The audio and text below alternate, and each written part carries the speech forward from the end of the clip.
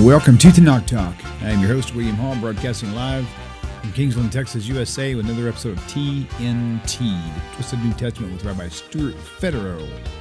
Tonight's topic, human offerings or human sacrifices. Are they forbidden? If so, what about Isaac, as well as Jephtha's daughter? Rabbi, welcome back. Thank you. Good to be back. Missed you last week. Yes, and we're going to miss you next week.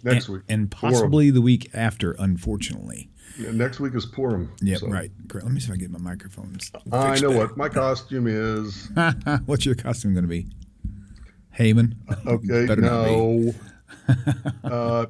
Okay, first of all, you have to understand that I always go as a movie title.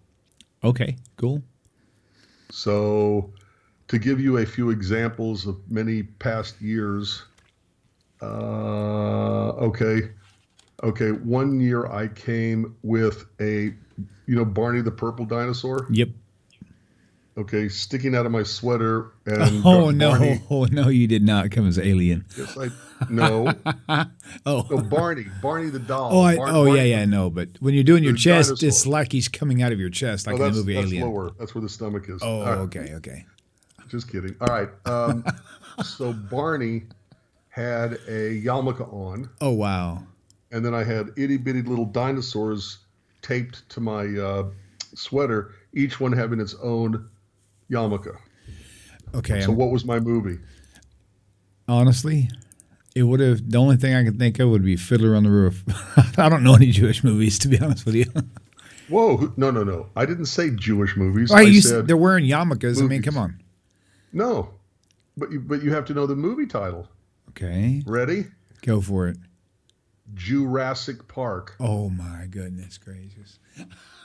Okay. Was there a prize winner for anybody who figured that out? Okay. So one year I had a piece of paper here, okay, and it listed the cost of certain pastries. It said apple $5, peach $10,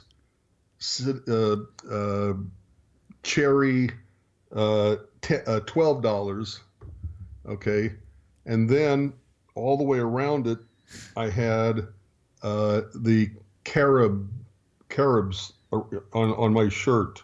Okay. What was the movie? Angel Flies with a Menu? I don't know what. Pirates of the Caribbean. Do you do this every year? Every year. Do you give out a prize for anybody who guesses it? No. You should, because that's some difficult stuff, man. That'd be a fun game to play. Yes. Do you like?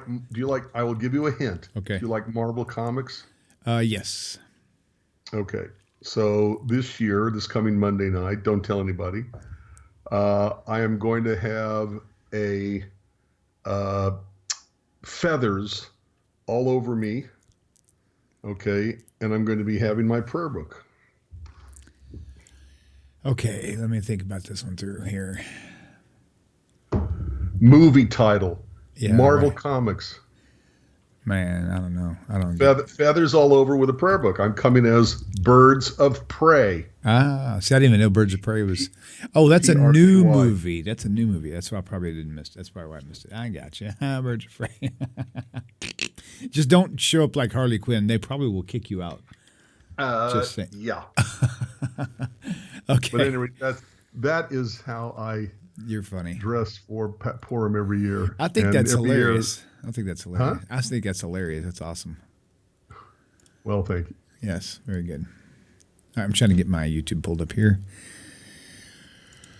Oh, man, I had a really rough morning. Good Lord. Oh, I've had a rough week, so I know how you feel. Sinuses were going crazy. I'm sorry. Mina and Devin, correct me, that's a DC comic, not a... Oh, no, see, that makes more sense, DC comic. Yeah. Yes, right. So... I still would have missed it, though, to be fair. I still would have missed it, though. All right, let's see, live streaming. That's right, because Harley Quinn is... Yeah, right. I've... Oh, Walter, look at you. He got it. One of them. All right, let me stop this. And okay, we're good to go. Here we go. What's my costume? My costume, I don't know. I have to think about that. I don't know. I might go as a cheese puff or something. I don't know.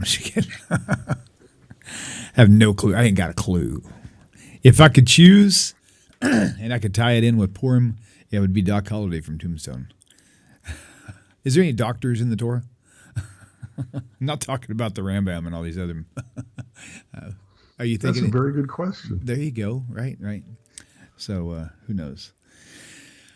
All right. Glad I stumped you. Very good. All right. Let's move on to our topic for the night. You guys we'll try to keep track of your questions and your comments on YouTube if possible. So basically we're going to try to connect every possible scenario of what Christians would say alluded to the death of Jesus, and we're going to try to cover that. So if you find something that we're missing, please comment on Facebook, on YouTube, and we'll try to throw that in the mix, okay? But on topic, on this topic though, okay? So keep that key. And if we have time later, we'll turn the phone lines on. If not, we'll just kind of keep this rolling for the night, okay? All right, Rabbi. All right. Okay, so first things first, I want you to bring up the cliche, the usual, the obvious, the quoted even without thinking. Go to Deuteronomy 24:16. Okay, read it out first because that screen. I lost my desktop presenter. I've got to rebuild that. So, okay, well, it's Deuteronomy 24:16. The fathers shall not be put to death for the children, neither shall the children be put to death for the fathers. Every man shall be put to death for his own sin. But Jesus was a God. He was not a man. But who did the dying? Yeah, I hear you. Okay, if Christians say that you have to have a blood sacrifice, that for sin, that means something had to die for there to be blood sacrificed for the sin. So who did the dying on the cross? They'll say Jesus the God. Well, no, I'm sorry about your God, but my God can't die. Right. Okay, and if it was Jesus the human, then all they have is human sacrifice as the basis of the religion, which God calls, and let's go there because we need this especially for tonight. And I'll have this set up in just a minute. And you can't show any of these? Yeah, I can in just a minute. Hang on. 192. All right, let me make sure I've been putting all these numbers right. There it is. Okay, it looks like I'll be able to have it up in just a moment now. Let me get this screen cropped in so it's not showing a lot of unnecessary things on the screen. Then we'll be good to go, like Romeo. Centered match right there. Okay, got that. Okay, now tell me what verse you would like to have put up, sir. Okay, this is very important. Let me find it. Okay.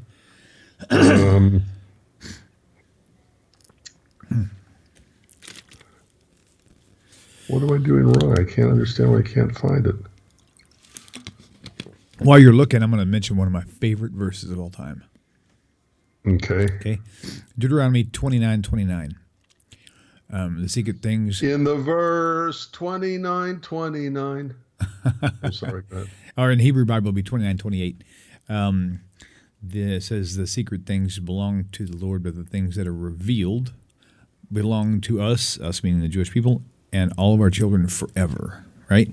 So if the things that are secret belong to God, but when the things get revealed, it's not going to get revealed to a Christian. It's not going to get revealed to a Messianic. It's not going to get revealed to a Buddhist. It's going to get revealed to the Jewish people. It specifically says that.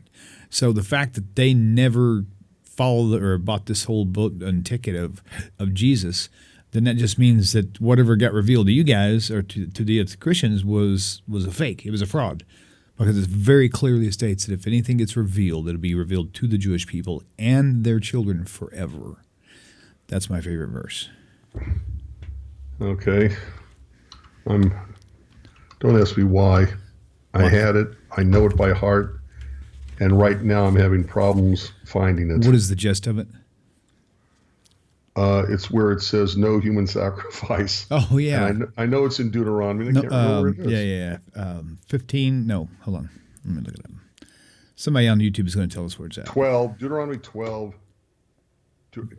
That's where I went. I went to Deuteronomy 12. Whatever. Okay. Deuteronomy 12, verse 31. All right, wait for it. Let me get my Mouse traveled across 3 screens here. I was just there. Why couldn't I see Okay.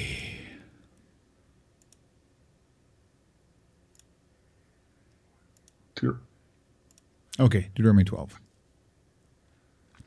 31, you said? Oh, yeah, that's good. Here we go. All right, on screen. And why did I wait a minute. What am I doing wrong? So you shall not do so to the Lord your God, for every abomination the Lord says. Oh, by the way, verse 30. Let's see. Oh, yeah, it's interesting, too. Verse 30. That's what. Go ahead. Nothing. Okay, so look at what it says. Begin in 12:29, if you don't mind. Okay, it's on screen. Okay, when the eternal your God shall cut off the nations from before you, whether you go to possess them, and you succeed them, and dwell in their land, take heed to yourself that you will not be snared by following them after that they be destroyed from before you, and that you inquire not after their gods, saying, how did these nations serve their gods? Even so will I do likewise. You shall not do so unto the eternal your God, for every abomination to the eternal which he hates have they done to their gods, for even their sons and their daughters have they burnt in the fire to their gods. So here's a clear indication against human sacrifice and it's called, and here God says that it's an abomination and something God hates. Right.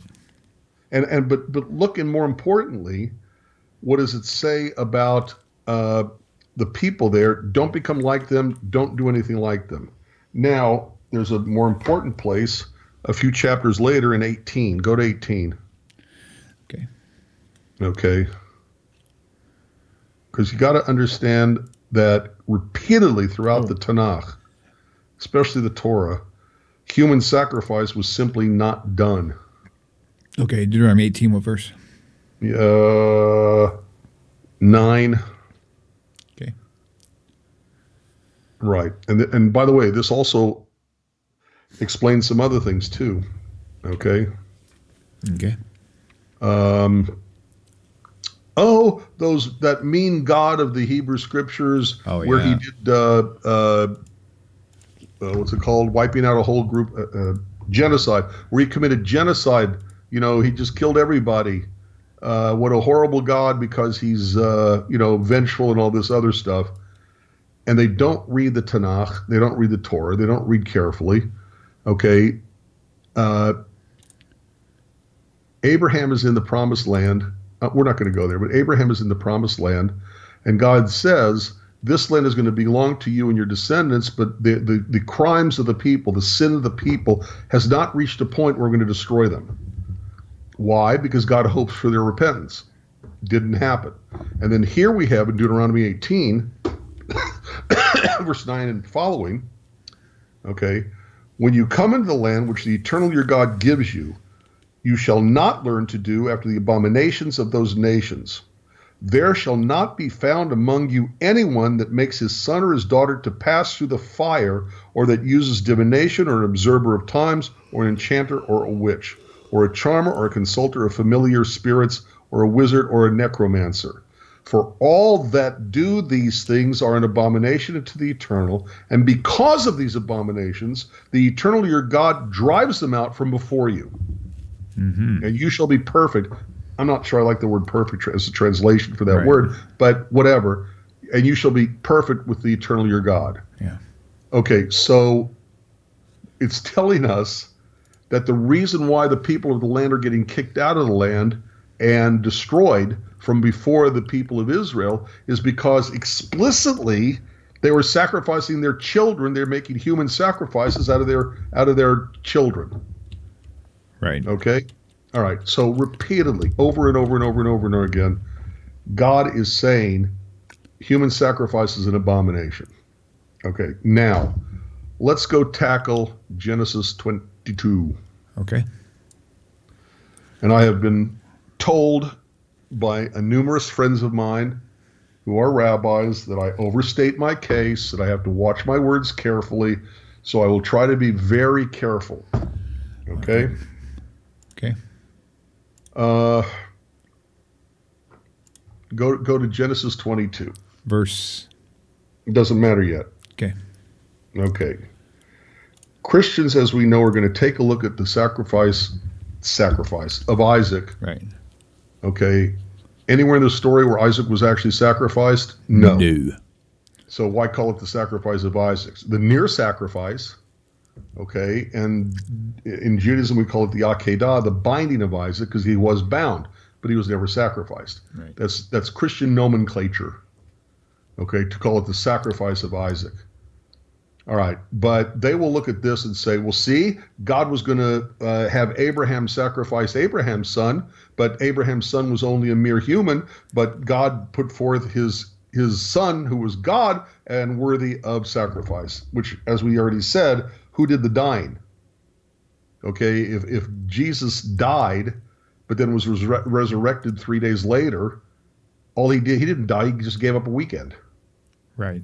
Okay, there's a whole problem with that. At any rate, how do we then view or understand the sacrifice of Isaac? Okay. Let me do this real quick.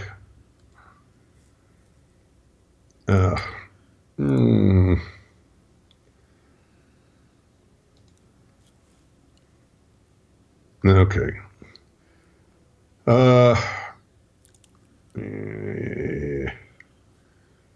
Okay. All right. First, let me start out by saying, right off the bat, that the vast majority of biblical commentators interpret this incident as a test of Abraham's loyalty. God wanted to see if he would actually kill Isaac, his own son. Okay? And they'll make the claim that okay, I'm trying to be nice. Not nice. I'm trying to be accurate in my words because I've been reprimanded by friends lovingly that I overstate my case. But they would claim that what God wanted what God wanted Abraham to do was go to the last possible second and actually show that he really was willing to kill his own son for God. Okay. Passing the test that his devotion to God was so great that even though God had said that the covenant between God and Abraham would pass through Sarah's son, Isaac, and he was going to go back on his word, and Abraham knew that God was going back on his word, but out of faith in God was going to kill his son. Okay. Notice a number of things, however. Just first glance, God stops Abraham from killing Isaac, okay, and substitutes a animal in the place of a human, okay, the ram whose horns were caught in the thicket of a bush, okay. So from this moment, God is saying, I don't want human sacrifice. And God is saying, now I know you did the right thing. You were going to do it, and that's great.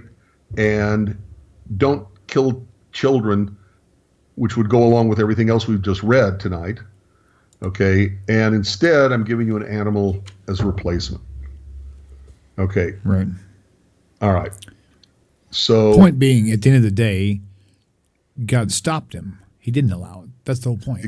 Exactly. He didn't allow it. He stopped him. Okay. Now,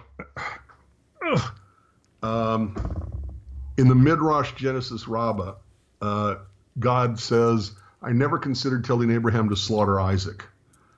Okay. In the 11th century, Yonah ibn Yanach wrote that God demanded only a symbolic sacrifice, bringing him to the edge, but not actually killing him. Yosef ibn Kaspi in early 14th century said that Abraham's imagination led him astray, making him believe that he had been commanded to sacrifice his son.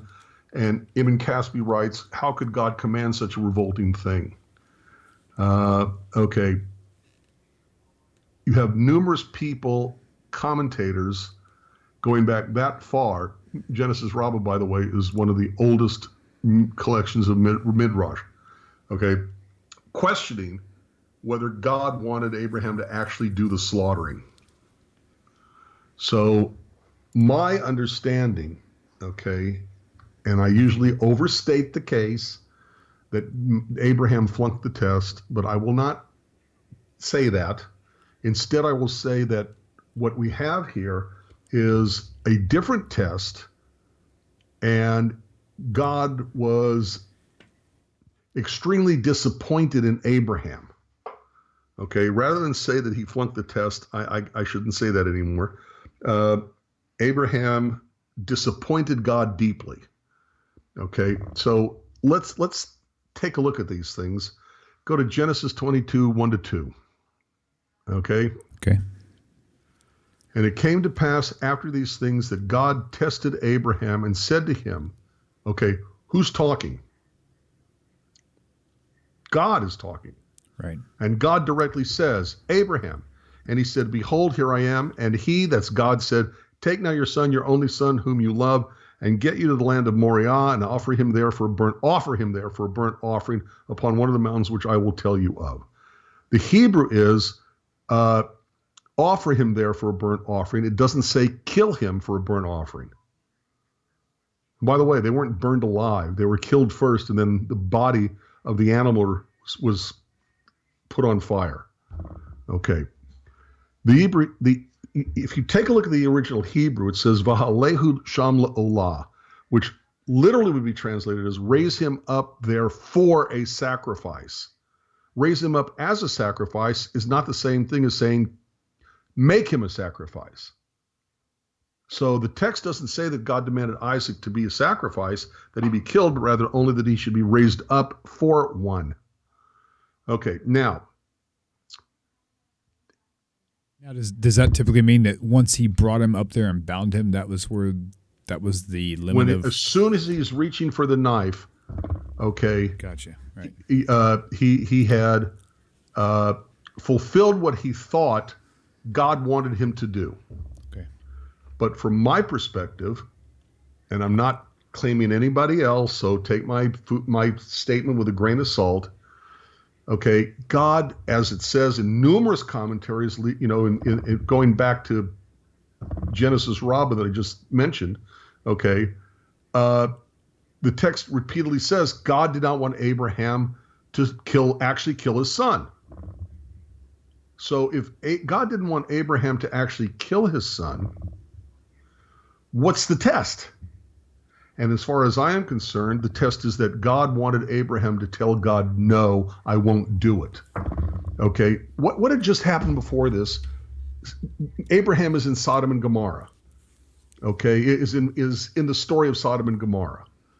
And he's telling God, well, what if there's righteous people? You're going to kill the righteous people along with the bad people? In other words, Abraham is defending people he doesn't even know. God's test of Abraham is whether or not Abraham would defend his own family as vigorously as he had defended people he didn't even know. And like you, I'm not pointing fingers, like me certainly, like many of us, he didn't. He disappointed God severely.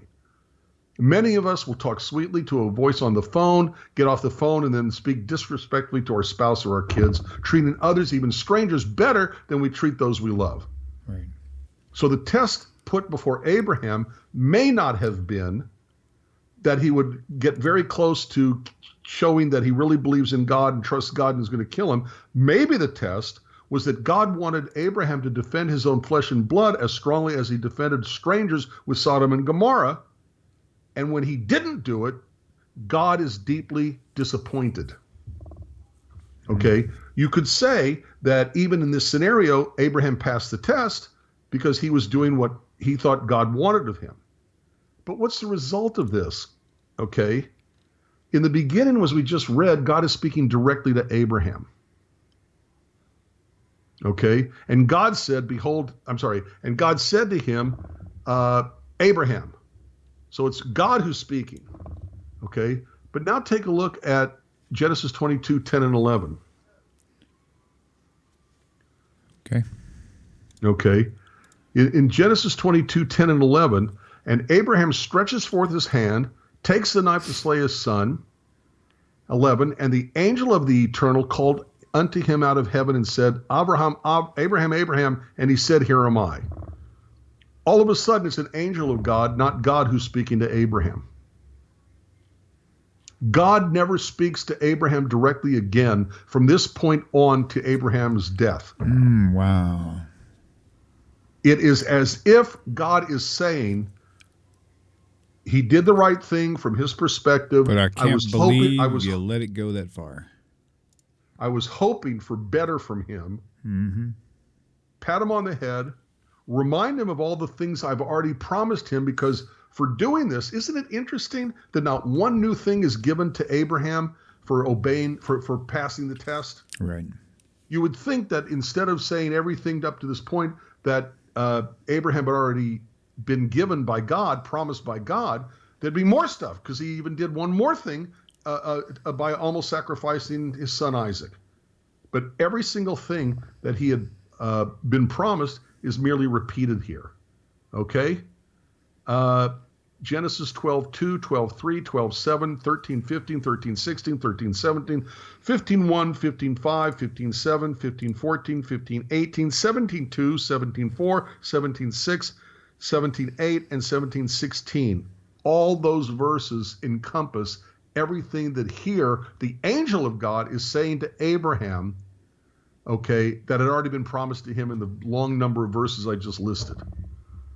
Wow. Okay, nothing new, nothing, no, you're going to get 50 years added to your life, nothing new. So it seems to me that God is so disappointed in Abraham. Look, and I've said this before in other contexts, William, if you're walking down the street and you see somebody doing something that's wrong, are you more inclined to say something to them about what they are doing if you know them or if you don't know them? I would guess if I knew them. Exactly. Because if you don't know them, you don't know how they're going to respond. In other words, when you have an intimate relationship with someone, you can argue with them. Right. If you don't have a relationship that's close, you're not going to bother with them. God wants us to be so close to God that, like Abraham, like Job, like Moses, we can even argue with God. Okay? It shows the closeness of people when they can argue with each other and disagree with each other. Okay? And here, God is saying, an angel of God is speaking to Abraham. Okay, he passed the test, I guess, but he certainly disappointed God enough that God recedes away from him, because God speaking to Abraham is a closer relationship than an angel of God speaking to Abraham. Okay, in my never to be humble opinion. Right. Agree or disagree with me, call it a devar acher, call it, makes sense to me. Chidush. Yeah. Call it a chidush, I don't care what you call it. But the point is that this is how I see it. Right. Okay, God had already told Abraham his covenant would go through Isaac. God wanted Abraham to say, wait a minute, God, you are now telling me something that goes against what you had told me before. You said the covenant goes through Isaac, now you want me to kill him. I'm not going to make you, God, into a liar by continuing with what you're telling me to do and killing my son. Okay, we're closer to those we will argue with than those we will not. God wants us to be so close to God that we treat God like a true friend, because we can argue with a friend. Right. Like Abraham did with Sodom and Gomorrah, strangers, he's not willing to do with his own flesh and blood. Right. Okay. Wow. So the idea that the binding of Isaac, which again Christians call the sacrifice of Isaac, okay, isn't at all usable to show that God believes in human sacrifice, that according to numerous commentators, God never really wanted him to kill his son in the first place, and at least according to one interpretation, Abraham disappointed God, and God would have preferred Abraham to tell God no and defend his own flesh and blood like he was willing to defend strangers. Okay? We are called, what are we called? We're called Israel, Yisrael, those who wrestle with God. Okay? Not Muslims from Islam, meaning to submit. God doesn't want us to be merely submit to God. Okay. We're not Christian, which means followers of Jesus as the Christ, to follow God. We are there to wrestle with God, to engage with God, and sometimes to argue with God, or be Job and cry out for justice from God. Doesn't mean you're going to get it, but you're right to ask the question, as it explicitly says at the end of Job. Right. So God wants us to be that close. And true friends argue with each other and disagree with each other. Right. Like you and I are supposed to be doing. I was just thinking the same thing. Okay. All right. So to say that God wants human sacrifice, and Genesis chapter 22 is a perfect example of that, first of all, hasn't read it through where God substitutes a ram instead. And second of all, there are really ways to understand this which really, really, really go against the misinterpretations of Christianity. Okay? Okay. All right. Another another story that Christians will say, oh, that shows that God is okay with human sacrifice, is Jeptha, Yiftach. Right on. Okay, Judges 11 and 12. Okay.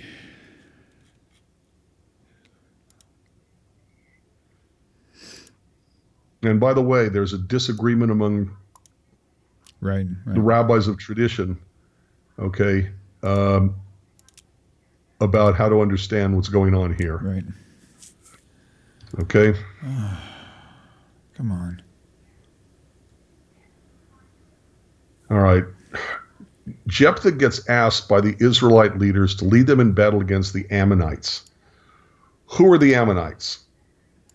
The Ammonites are the people of the land of Israel, okay, that was supposed to get wiped out and moved, gotten rid of. Why? Okay, because they killed their children for their gods. Okay, so Jeptha, Yiftach, is fighting against, the Israelites are fighting against the Ammonites. Okay, Jeptha is a, what's the word? Can't think of the word. At any rate, he gets rejected by the people. Right. But he was like an outcast, basically. What? He was basically like an outcast. Yeah, at any rate, he's an outcast. Okay. But Jeptha also happens to be a phenomenal military leader. Right. So the Israelite leaders can't get rid of the Ammonites. Okay. They keep oppressing the Israelite people.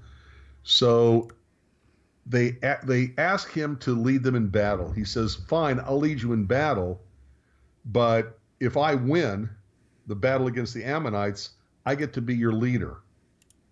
Okay, he'd been a reject before, now all of a sudden they want him. Okay, and they say, okay, you can be our leader, to be our general or whatever. Okay.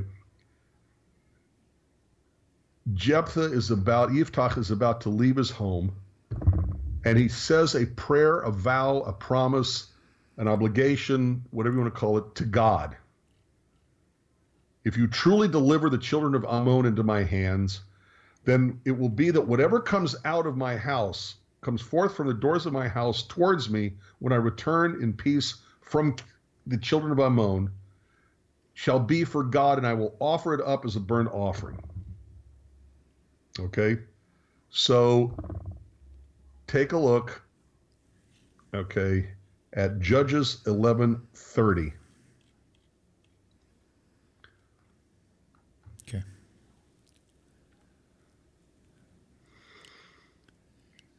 All right. It's there. So he makes his way over to the children of, he makes his way to the battlefield, and he vows a vow. So Judges chapter 11, verse 30. And Yiftach, or Jeptha, vows a vow to the Eternal and says, if you shall without fail deliver the children of Ammon into my hands, then it shall be that whatsoever comes forth of the doors of my house to greet me, when I return in peace from the children of Ammon, shall surely be the Eternal's, and I will offer it up for a burnt offering. So Jeptha passes over to the children of Ammon, fights against them, and God delivers them into their hands. Verse 33. And he smote them from Aroer. By the way, when I was in Israel, I was on the Aroer dig. Okay, so that's I like that name. Fond memories. Even till you come to Minit, even 20 cities, into the plain of the vineyards with a very great slaughter. Thus the children of Ammon were subdued before the children of Israel. And then it says, verse 34, and Jeptha came to Mizpeh in his house, and behold, his daughter comes out to meet him with timbrels and with dances, and she was his only child. Besides her, he had neither son nor daughter. And it came to, this is 35, and it came to pass when he saw her, because of his oath, remember, that he rent his clothes and said, alas, my daughter, you have brought me very low, and you are one of them that troubles me, for I have opened my mouth unto the Eternal, and I cannot go back. And she said to him, my father, if you have opened your mouth to God, do to me according to that which you have proceeded out of your mouth. For as much as the Eternal has taken vengeance for thee on your enemies, even of the children of Ammon. And she said to her father, let this thing be done for me. Let me alone 2 months, that I may go up and down upon the mountains and bewail my virginity, I and my fellows. And he said, go. And he sent her away for 2 months, and she went with her companions and bewailed her virginity upon the mountains. And it came to pass at the end of 2 months that she returned to her father, who did with her according to his vow which he had vowed, and she knew no man. And it was a custom in Israel, verse 40, that the daughters of Israel went yearly to lament the daughter of Jeptha the Gileadite 4 days in a year. Seems like there's the answer right there. What? Verse 39. Said he did to her his vow which he had vowed, and she had not known a man. So what you are saying is that what is his vow?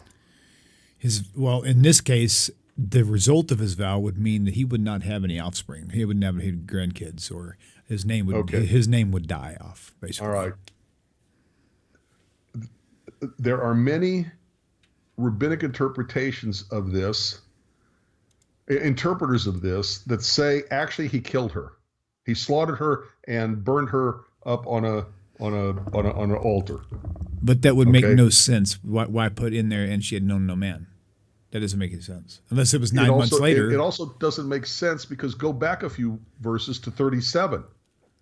Right. Okay. And she said unto her father, let this thing be done for me. Let me alone 2 months, that I may go up and down upon the mountains and bewail my life. Oh, wait. It doesn't say bewail my life. It says bewail my virginity. Right. So she's not talking about the fact that she won't lose her life. She's talking about the fact that she won't lose her virginity. Right. Okay. She's mourning not having children.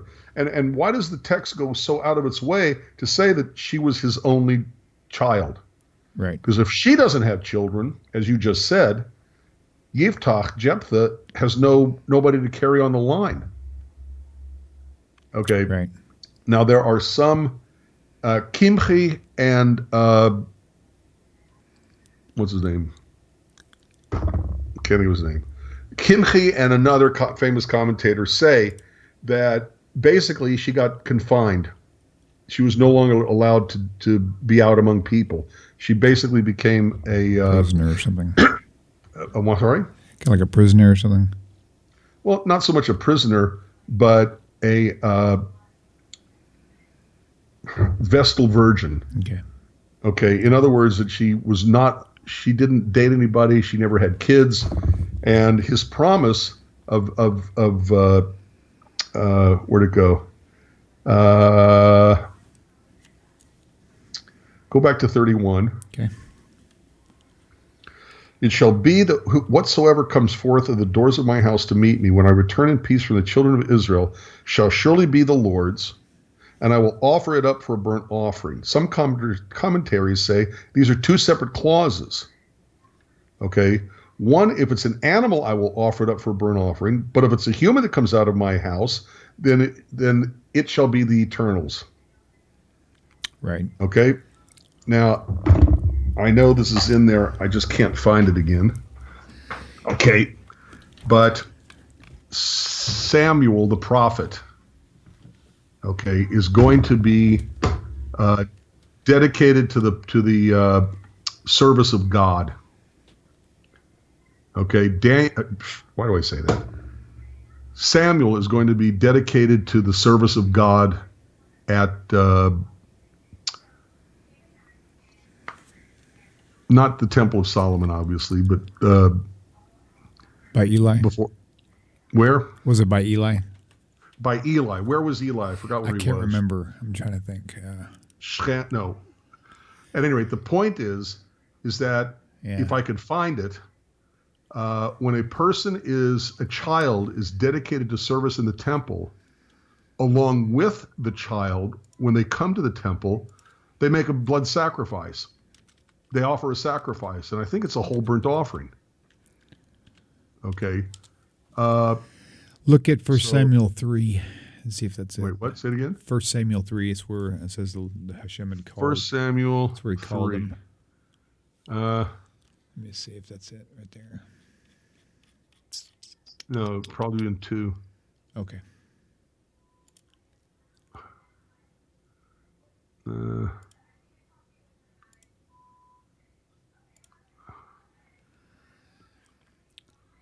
Okay. Wait a minute. Okay, let's go back to 1. Oh, yeah, I guess it was earlier, huh? Came to pass as she continued praying to the Eli. Okay. And Hannah answered and said, no more light on wound of... Okay.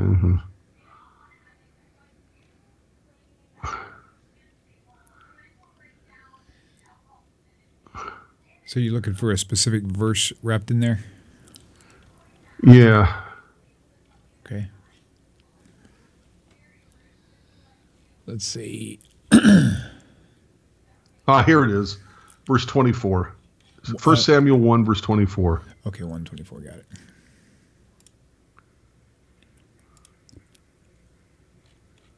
Okay.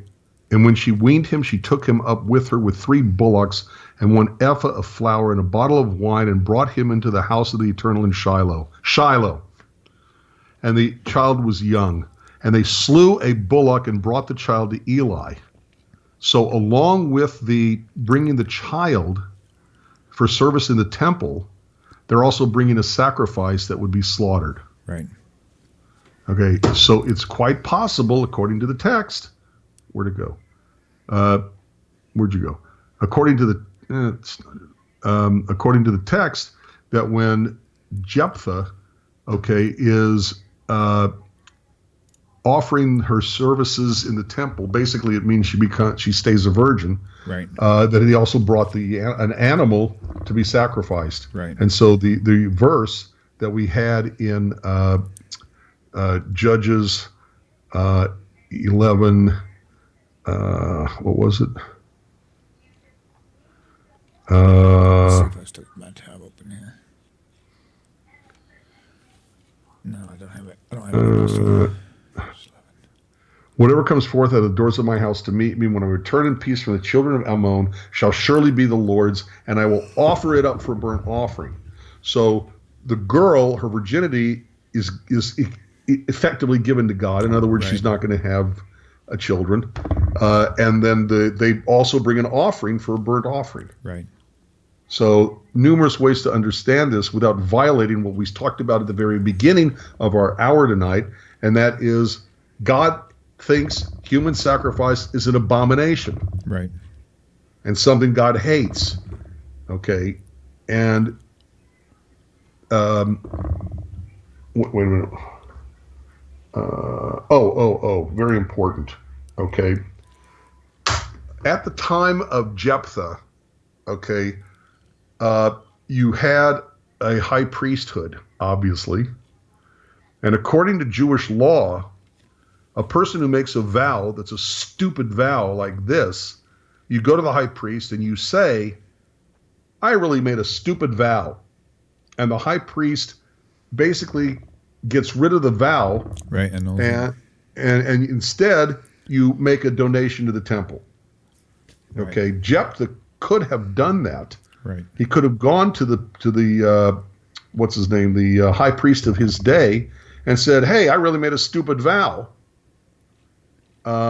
And look, the high priest isn't going to be stupid. He's going to know what's going on, and you got the Ammonites making war, and he's going to know what happened with Jeptha, with Yitzchak. Right. Okay. So, according to rabbinic tradition, not Kimchi, but some rabbinic traditions, Jeptha is too arrogant to go to the high priest, and the high priest is too arrogant to go to Jeptha. So now I wanted you to take a look at chapter 12. Okay. Okay. Okay.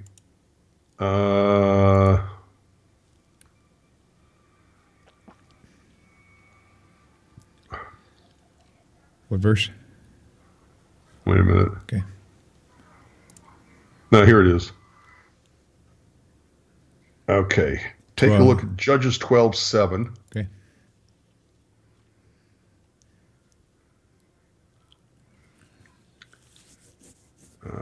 Wait a minute. Okay.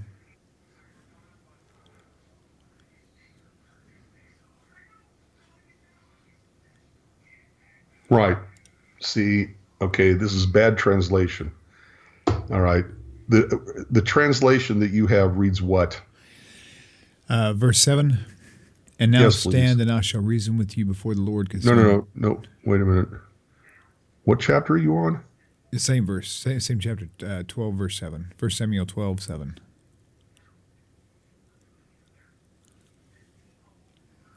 You did say 12, right? No, you're in 1 Samuel. That's what you said. No, I'm sorry. Okay. I Judges 12. Oh, okay. Gotcha. My bad. Sorry. You may have actually said Judges. I was just still on the other one. No, I probably said, look, the way I'm feeling, been a long week. Okay, so Same go here. to Judges chapter 12. Oh, there it is. 12:7. Okay. All right. 12:7 says, and Jeptha judged Israel 6 years, and Jeptha the Gileadite died and was buried in the cities of Gilead. Okay, notice how it reads. He was buried in the cities, right? Okay, of Gilead. Okay. How in the world can a man be buried in various cities, plural, of an area?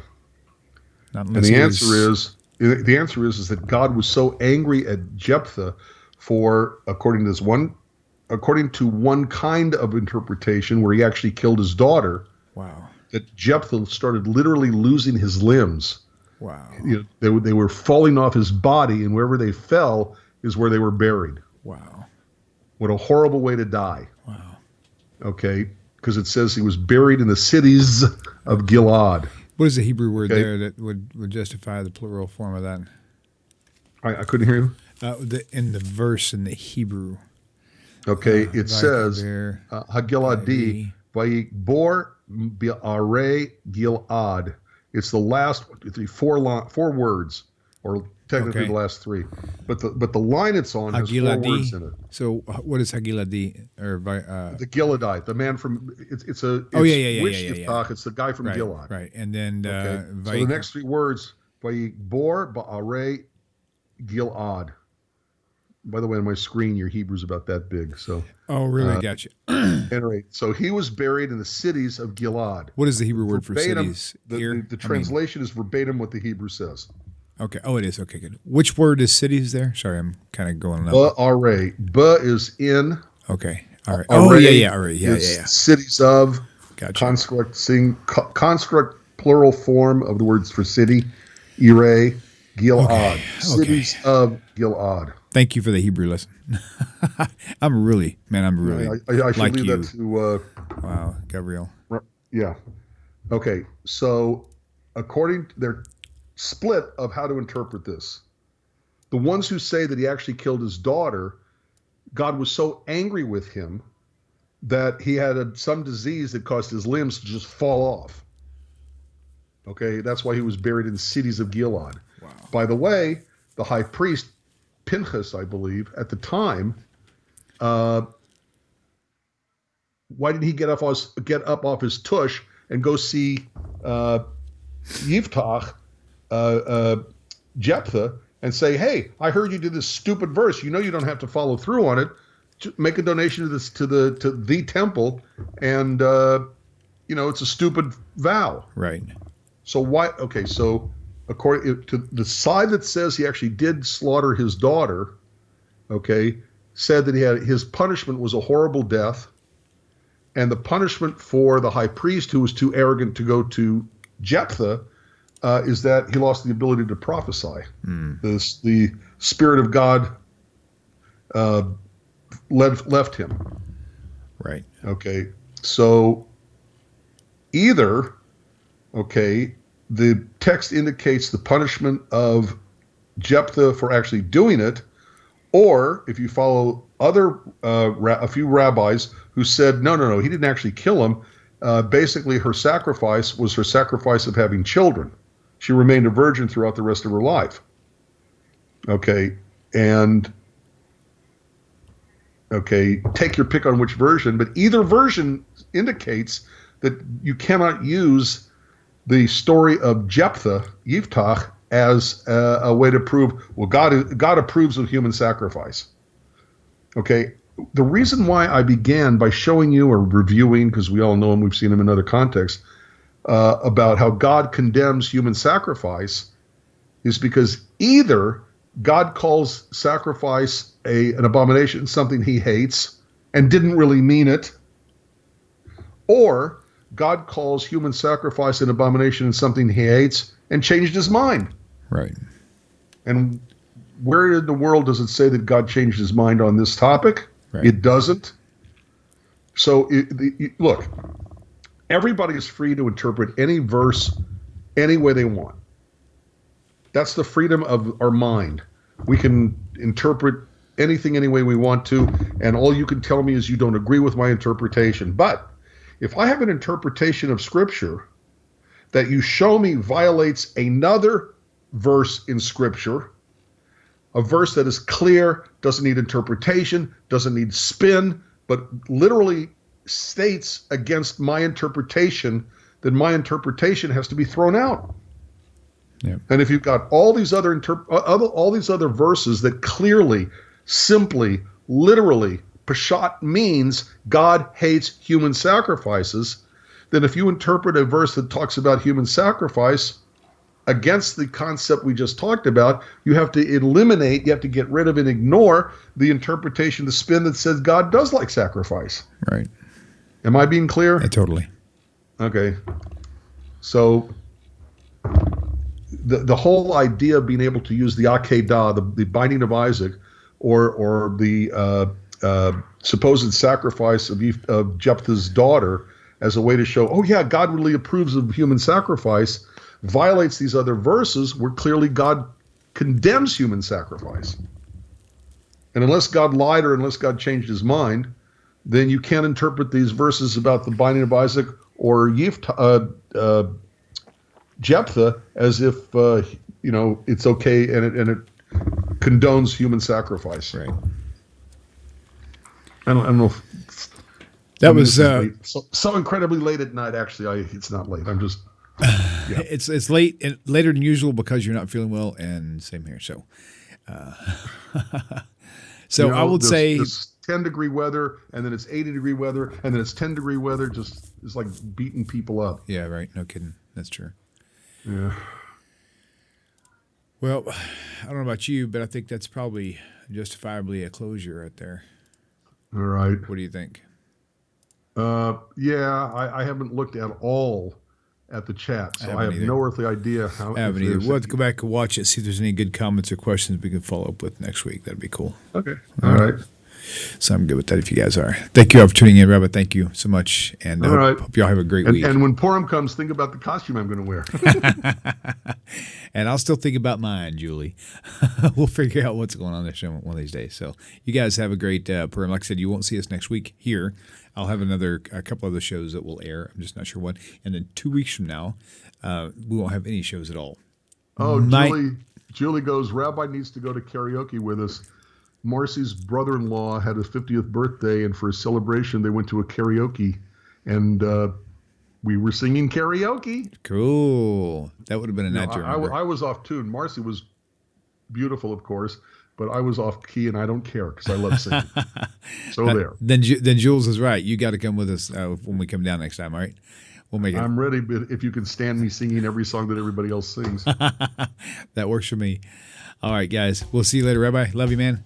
Y'all take care. Love you too. And remember, again, I say we will not be here in 2 weeks. 2 weeks Tanakh Talk will be closed down for that particular weekend. So next week I can't be here because it's Purim. So. Right.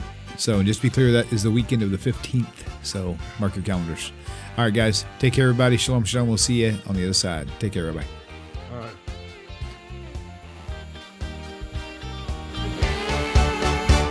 אני אתה אתם תמיד תמיד כולם ביחד חשוב מכל חשוב והכרחי להיות ביחד איפוק זו העוצמה ויתור זו הגדולה השאיפה והכמיהה אני אתה אתם תמיד תמיד כולם ביחד חשוב מכל חשוב והכרחי להיות ביחד